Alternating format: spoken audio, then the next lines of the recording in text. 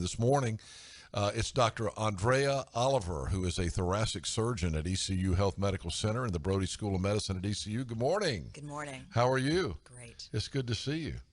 We're going to talk about an unpleasant subject, but something you deal with all the time, unfortunately, lung cancer. Lung cancer is cancer that arises from the lung, and a lot of times people say, well, is it in the lung tissue or where does it come from? It can be anywhere along the branches of the windpipe, in the lung tissue itself, or on the surface or lining of the lung.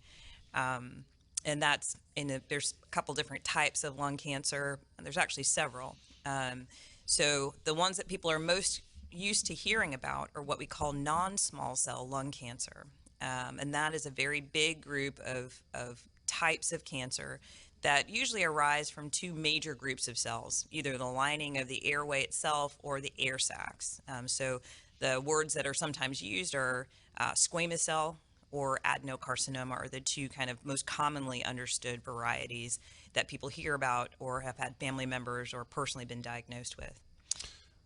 So, we hear about smoking, obviously. I know you're going to talk about that, but who else is at risk? Smokers obviously are at risk for lung cancer. Anybody else? Yes, actually, and it's really important. So people who have had secondhand smoke is actually a significant risk factor. So if you grew up with family members who were heavy smokers, even if they smoked outside, if you grew up in an area where perhaps they did a lot of mining, a lot of folks that actually lived in areas that may have had trailers that had been on areas where there were high radon levels. Those are two risk factors that are actually there's not enough awareness about. And radon itself is actually responsible for about 11% of cancer. Yes, radon exposure is actually responsible for about 11 to 15% of cancers that are diagnosed in never smokers that have no secondhand smoke. Where do we find radon? So radon is actually a gas that comes out of the ground itself. Really? And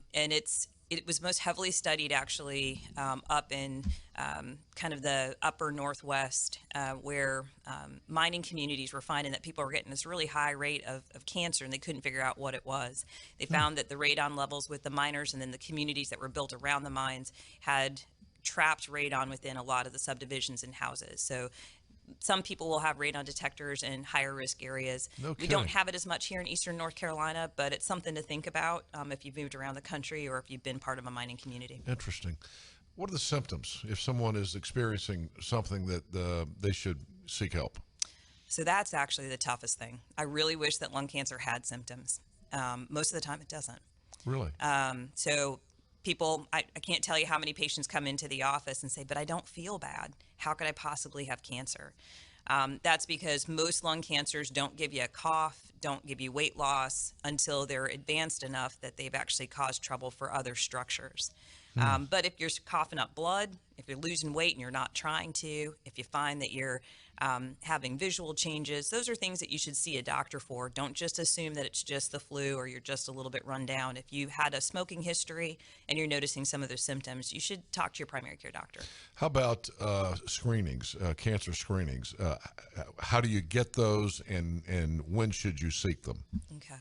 So that's a wonderful question. So there's an update that came out in 2021 in terms of recommendations for lung cancer screening. So currently, anyone who has a history of smoking, anywhere from a pack per day for more than 20 years. So anybody who has that history would qualify if you're a current smoker and have smoked for that amount of time, or if you have that amount of smoking in your past and you've only quit within the last 15 years.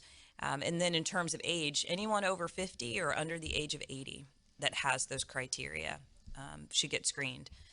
Again, if you just joined us, Dr. Andrea Oliver, who is with ECU Medical Center and Brody School of Medicine. She's a thoracic surgeon.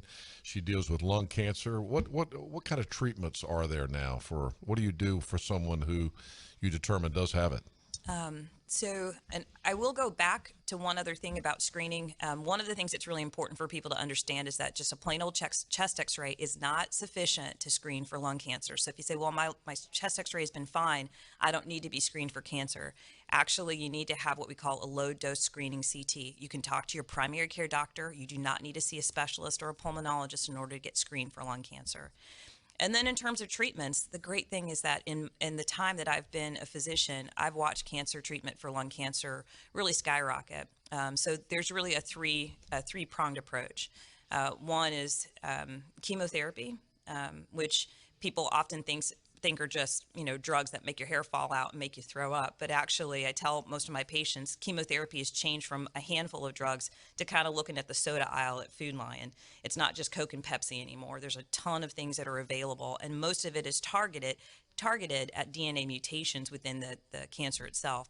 The next is radiation. And many people think of radiation in terms of what they've had in the past or have had family members where they're concerned about burns to the skin or perhaps having side effects from radiation. Radiation has also taken a lot of leaps and bounds where it's much more targeted, less side effects, and more sparing therapies. And finally, what I do, which is surgery.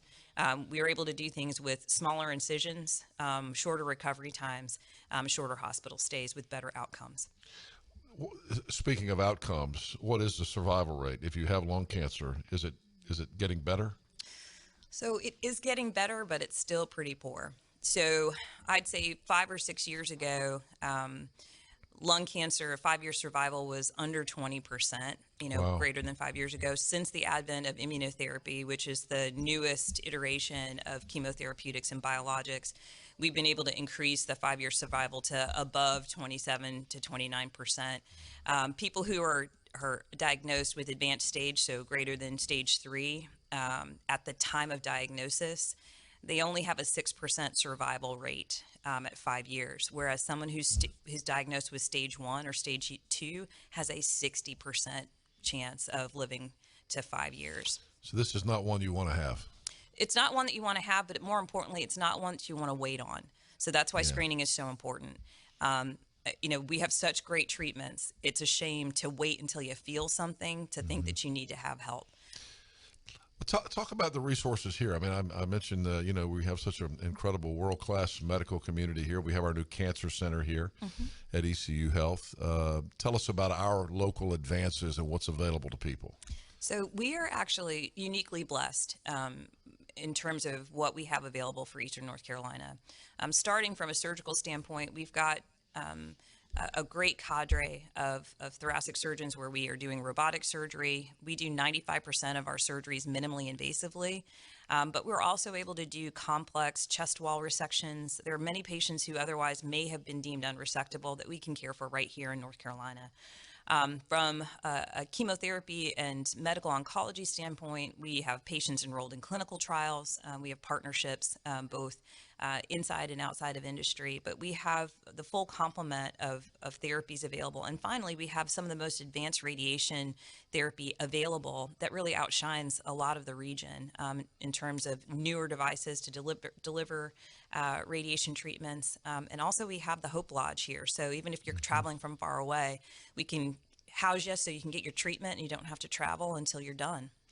I was just in Pinehurst for the American Cancer Society statewide golf classic, and Hope Lodge is one of the beneficiaries of that event. So, still waiting on the numbers, but a lot of money raised last weekend from folks playing Pinehurst golf, and having Tubby Smith there as the keynote speaker is a pretty big deal. So, yeah. Hey, it's great to meet you. Again, I didn't ask you your background, but, I talk often about how lucky we are to have such great providers here. And again, if you just joined us, Dr. Andrea Oliver, who is a thoracic surgeon at ECU Health and the Brody School of Medicine. What's your background? Now, you clearly didn't come from Eastern North Carolina with that accent, but you have a beautiful accent. But tell us about your background. So I'm originally from Kansas. That's where my whole family is from. No kidding. You don't sound like you're from Kansas either. Well, no. Kansas doesn't have much of an accent, does it? I got friends in Kansas. So I'm from Kansas. My whole family's been from there for generations.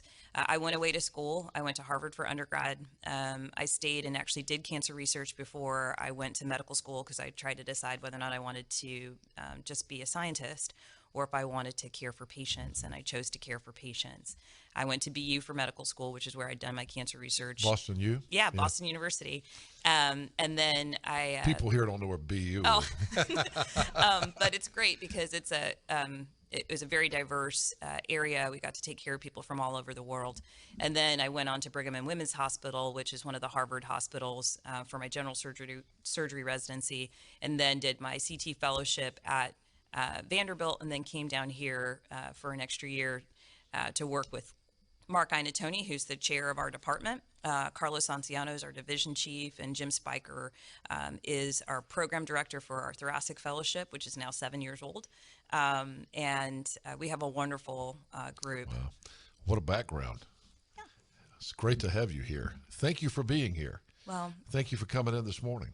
well, thank you for having me, and more importantly, this place is my home, and so it's a privilege to get to take care of people here. It's great to hear you say that. Thank you so much. Dr. Andrea Oliver.